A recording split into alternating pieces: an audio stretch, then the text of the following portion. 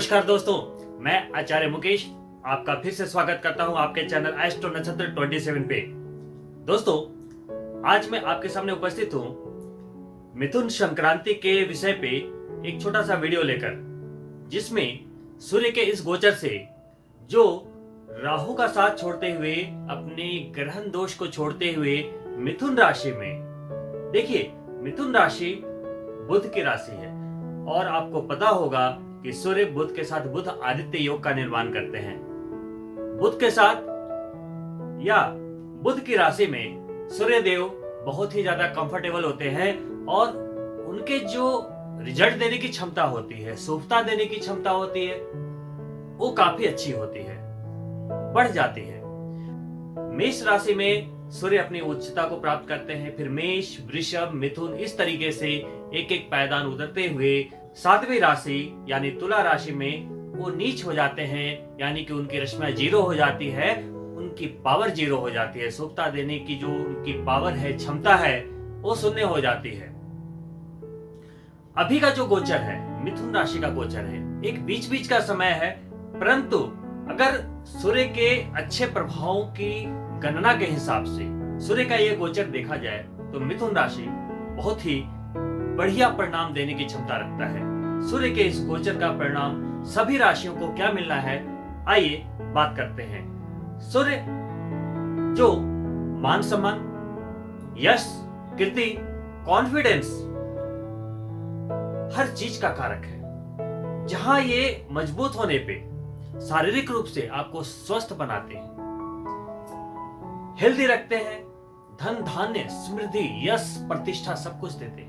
वहीं पे अगर सूर्य किसी अशुभ प्रभाव में है, राहु के साथ ग्रहण दोष बना रहे हैं, या किसी अशुभ प्रभाव में है, या नीच राशि में अपने प्रभाव को नहीं दे रहे हैं, तो वहीं पे जातक में कॉन्फिडेंस की कमी, सरकारी सहयोग में असंतुलन इत्यादि कई चीजें देखी गई है। नौकरी, व्यापार या धन को कमाने में काफी संघर्ष देखा गया है। तो दोस्तों, जब सूर्य के प्रभाव की बात होती है 12 राशियों में, अब देखिए अधिकतर जो जातक हैं 12 के 12 राशियों में 9 ग्रहों में उनका सबसे ज्यादा फोकस शनि भगवान पे होता है, शनि के गोचर पे होता है। लेकिन अगर आप मेरे शब्दों में जानना चाहें तो शनि से भी महत्वपूर्ण गोचर सूर्य का होता है। यह अलग बात है कि शनि से लोग डरते अधिक हैं, लेकिन अगर आपके सफलता की बात की जाए तो सूर्य से तीव्र सफलता कोई नहीं दे सकता। सूर्य अगर उच्च का आपने कर लिया, भले ही वो तुला राशि में हो, लेकिन आपने अपनी कुंडली के आधार पे सूर्य को मजबूत स्थिति में रखा हुआ है। कॉन्फिडेंस से क्या नहीं होता। अब सूर्य मजबूत होंगे तो आपके चेहरे की रौनक हो, तेज हो, या आपकी प्रतिष्ठा हो, धन हो, सब कुछ बढ़ता है, सब कुछ बढ़ता है। तो वो चाहे शनि हो, चाहे राहु हो, या केतु हो, या बुध हो, या गुरु हो, या शुक्र हो, कोई भी ग्रह हो, जब किसी भी जातक की कुंडली में अशुभ होता है तो उसकी जो रेमेडीज होती है, उसके जो उपाय होते हैं, उसके नीचे एक कॉमन लाइन लिखी होती है, सूर्य के सामान्य उपाय अवश्य करें। इससे तो आप मतलब समझ ही गए होंगे कि कितना महत्वपूर्ण है सूर्य। अगर सूर्य मजबूत नहीं तो कोई ग्रह सही तरीके से रिजल्ट नहीं दे सकता। तो सूर्य आपकी सफलता में, पैसे कमाने में, प्रतिष्ठा में, भाग्य में, हर जगह सूर्य एक विशेष विशिष्ट महत्व रखता है। बात करते हैं कर्क राशि के लिए। कर्क राशि में आपके द्वितीयेश होते हुए, दूसरे भाव के लॉर्ड होते हुए सूर्य देव का संचरण मिथुन राशि में आपके द्वादश भाव में होगा। आपके लिए यह संचरण सम रहने वाला है, न्यूट्रल रहने वाला है, क्योंकि 12वें भाव का गोचर है। 12वें भाव का गोचर, अपने स्वास्थ्य का ध्यान रखें। सबसे पहली बात, खर्चों की अधिकता रहेगी, अस्पताल आना जाना पड़ सकता है। यदि आप कोई भी ऐसा बिजनेस या नौकरी करते हैं जहां से विदेशी कनेक्शन है, तो 12वें भाव का ये गोचर आपके लिए कई लाभ लेकर आएगा। इसके साथ ही अगर आप विदेश जाना चाहते थे, विदेश जाकर पढ़ाई करना चाहते थे, या सेटल होना चाहते थे, या विदेश से जुड़े हुए किसी भी एक्टिविटी को करना चाह रहे थे, समय अच्छा है। यह अलग बात है कि अभी कोरोना के कारण विदेश के मामलों में अभी समस्या आ सकती है, ये एक अलग आधार है। पैंडेमिक एक अलग बात हो जाती है और गोचर एक बात हो जाती है। लेकिन समय अच्छा है, गोचर के अनुसार समय अच्छा है, फिर भी प्रयास करते रहे। धन आने की उम्मीद तो है, लेकिन मैंने जैसा बताया खर्चों में दिखता रहेगी। वाणी पर नियंत्रण रखने की आवश्यकता अवश्य होगी, क्योंकि अगर आपका कहीं भी नुकसान होगा तो दो बातों से हो सकता है, या तो आपकी वाणी के द्वारा या तो आपके रिश्तेदारों के द्वारा। तो यहाँ पर 1 महीना सिर्फ आपको संयम रखना है, संभल के रहना है। आपके लिए ये गोचर अशुभ नहीं है, सम है, न्यूट्रल है। सावधानी रखनी है क्योंकि 12वें भाव का गोचर है। तो इसके लिए मैं रेमेडी बता देता हूं, आपको घबराने की बिल्कुल भी जरूरत नहीं है। रविवार के दिन जैसे आप जल देने के लिए जाते हो, आप अपने बालकनी में या कहीं भी बाहर सूर्य भगवान को, तो अर्घ देते समय अपने मस्तक को गीला कर ले और वहीं पे सूर्य भगवान के सामने खड़े खड़े आदित्य हृदय स्तोत्र का पाठ करें। आदित्य हृदय स्तोत्र का पाठ बहुत ही जबरदस्त फलदायी है सूर्यदेव के लिए। और सूर्योदय के पहले बिस्तर छोड़ दें, सोए बिल्कुल भी नहीं अगर आप शुभ फल की प्राप्ति चाहते हैं। गायत्री मंत्र का जाप आपके लिए भी मैंडेटरी रहेगा। अगर आप कर्क राशि के हैं लेकिन आपके लगन पत्रिका में सूर्य की स्थिति शुभ है, उच्च है, तो आपको घबराने की बिल्कुल आवश्यकता नहीं है। अगर समस्या किसी को आएगी तो उन्हें आएगी जिनके सूर्य पहले से पीड़ित है या नीच अवस्था में है, उनमें बिल्कुल भी मजबूती नहीं है। तो आप फटाफट गायत्री मंत्र का सहारा लें, प्रतिदिन 3 माला अवश्य करें, ज्यादा परेशानी नहीं आएगी, गोचर सामान्य रहेगा। सिंह राशि, सिंह राशि यानी कि सूर्यदेव की अपनी राशि। सिंह राशि में प्रथम भाव के लॉर्ड होकर लग्नेश होते हुए आपके लाभ भाव में गोचर करेंगे। इससे बढ़िया गोचर क्या हो सकता है। सूर्य का गोचर तो 11वें भाव का गोचर तो अत्यंत शुभ होता है। तो लाभ ही लाभ, बेनिफिट। नौकरी वालों को अगर काफी टाइम से प्रमोशन की उम्मीद जग रही थी, होने वाला था लेकिन रुक रुक कर चीजें चल रही थी या डिले हो रहा था, प्रमोशन मिलेगी। अगर बिजनेस में कोई डील अटकी पड़ी थी, हो जाएगी। यानी कि लाभ भाव में गोचर है, यानी कि हर तरह के लाभ। तो लाभ सिर्फ मॉनेटरी नहीं, हर तरह के होते हैं। हो सकता है आपकी प्रतिष्ठा का लाभ हो सकता है आपके पद का लाभ हो सकता है राजनीतिक लाभ हो सकता है आपके रुके हुए पैसे कहीं से आ जाएं, हो सकता है कोई रूठा हुआ दोस्त मान जाए, हो सकता है कोई टूटा हुआ रिश्ता जुड़ जाए। तो लाभ अनेक तरह से होते हैं। तो ये है लाभ का समय। दोस्तों, सिंह राशि वालों के लिए अगर मैं एक वर्ड में बात करूं तो आपके लाभ ही लाभ का समय है, क्योंकि 11वें भाव का गोचर बहुत ही आनंददायक होता है, बहुत ही शुभ होता है।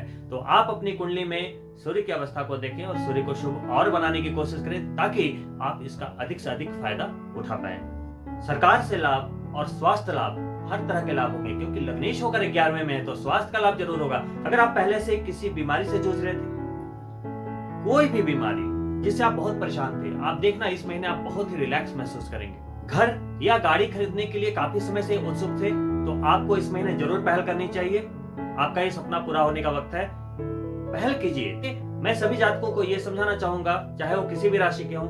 देखिए, गोचर जो होता है, ऐसा नहीं है कि शनि ही आपको किसी राशि में जाएंगे 2.5 सालों के लिए तभी आपको राजा या रंग बनाएंगे। जी नहीं, कभी कभी एक दिन का भी गोचर आपकी किस्मत बदल सकता है, और सूर्य से ज्यादा इस मामले में कोई भी ग्रह कैपेबल नहीं है। तो सूर्य के इस गोचर को 1 महीने का ना समझें। कभी कभी 1 मिनट का कोई डिसीजन, 1 मिनट की कोई डील आपकी जिंदगी बदल देती है। तो आप इसे नजरअंदाज नहीं कर सकते हैं। ये लाभ का समय है, प्रयास करते रहे, क्योंकि कुंडली कितनी अच्छी हो, योग कितने भी अच्छे हो, समय कितना भी अच्छा हो, अगर आपने प्रयास नहीं किया तो सब जीरो। आइए अब बात करते हैं कन्या राशि के बारे में। कन्या राशि में द्वादशीश होकर सूर्य देवता मिथुन राशि में आपके 10वें भाव में गोचर करेंगे।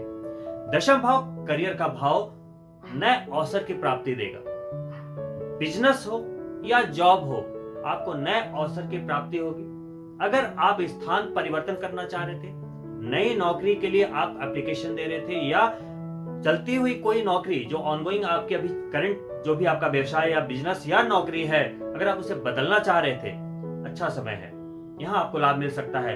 विदेश से जुड़े हुए कनेक्शन, विदेश और आपके काम यानी 10वें भाव से बिजनेस हो या जॉब हो, बहुत ही फलदायी रहेंगे। खासकर कन्या राशि वालों के लिए सूर्य का ये 1 महीने का जो ये गोचर है, विदेश और करियर 2 वर्ड्स को लेकर आया है। तो इन 2 कीवर्ड्स को पकड़कर चलिए, अपने करियर को किसी विदेशी लिंक से जोड़ने की अगर आप में क्षमता है या अगर कोई ऐसी योजना चल रही थी, ये बिल्कुल आपके लिए फ्रूटफुल हो सकता है। साथ ही चाहे आप कुछ भी कर रहे हो, कर्म क्षेत्र में मजबूती आएगी 100%। इस महीने आपको वहां पे कम प्रयास में ज्यादा सफलता मिल सकती है। प्रयास करते रहें। सरकारी नौकरी में है तो वहां पर आपको विशेष सहयोग की प्राप्ति होगी, हो सकता है प्रमोशन मिल जाए। और सरकार से अगर कोई उम्मीद थी, कोई फंड आने वाले थे, कुछ रुका हुआ पैसा था, तो वो आपको मिलने की उम्मीद बनेगी। और चूंकि मिथुन राशि का गोचर है और मिथुन राशि के साथ कन्या राशि आपके लगन भाव में आएगी, यानी प्रथम भाव में, तो स्वास्थ्य का लाभ रहेगा, आत्मविश्वास में आपकी भी वृद्धि होगी। लेकिन सूर्य के समान उपाय आप भी करना ना भूलें। दोस्तों, उम्मीद करता हूं कि मेरे इस जानकारी का आप लाभ लेंगे। सूर्य के समान उपायों में सबसे पहले तो सुबह जल्दी उठना और सूर्य को अर्घ देना। रविवार को मस्तक गीला करके आदित्य हृदय स्त्रोत का जाप करना। अगर सूर्य आपकी कुंडली में अशुभ अवस्था में है तो रविवार को दान देना और गायत्री मंत्र का जाप करते रहना। ये सूर्य के समान उपाय बहुत ही ज्यादा फलदायी होते हैं। आप इन्हें करते रहें। जिनके सूर्य शुभ है या अशुभ है, सभी को करना चाहिए, सभी को करना चाहिए, क्योंकि सूर्य मजबूत है, आपका कॉन्फिडेंस, आपकी ऊर्जा मजबूत रहेगी, आपका आत्मविश्वास मजबूत रहेगा और सब कुछ, सारी सफलताएं आत्मविश्वास के बल पे ही मिलती हैं। तो दोस्तों, अपने आत्मविश्वास को मजबूत रखते हुए ये जो महीना है 15 जून से 16 जुलाई का जो वक्त है, अपनी सफलता की एक और सीढ़ी पर चढ़े, अपनी जिंदगी में एक और कामयाबी को अंजाम दें। मेरी शुभकामनाएं, मेरी हार्दिक शुभकामनाएं आप सभी मेरे YouTube चैनल के जो भी दर्शक अभी मुझे देख रहे हैं, सभी के साथ है। और दोस्तों, आपसे एक आग्रह है, अगर आप मेरे इस चैनल के साथ नए जुड़े हैं तो प्लीज सब्सक्राइब करें और साथ ही बेल बटन को जरूर प्रेस करें, ताकि आपको हमारे किसी भी नए वीडियोज के जो अपडेट या नोटिफिकेशन मिलते रहें। साथ ही अगर आपको ये वीडियो उपयोगी लगी हो तो लाइक करें और अपने मित्रों के लिए शेयर भी अवश्य करें। और साथ में दोस्तों, कमेंट जरूर करें। कमेंट करने से मुझे पता लगेगा कि आपको कैसे वीडियोस चाहिए, आपको कैसी जानकारियां चाहिए, तो मैं उस सब्जेक्ट को लेकर आपके सामने आता रहूंगा। तो इसी के साथ मैं आपसे इजाजत चाहूंगा। अगली वीडियो में बहुत जल्द आपसे मिलता हूं। तब तक के लिए नमस्कार।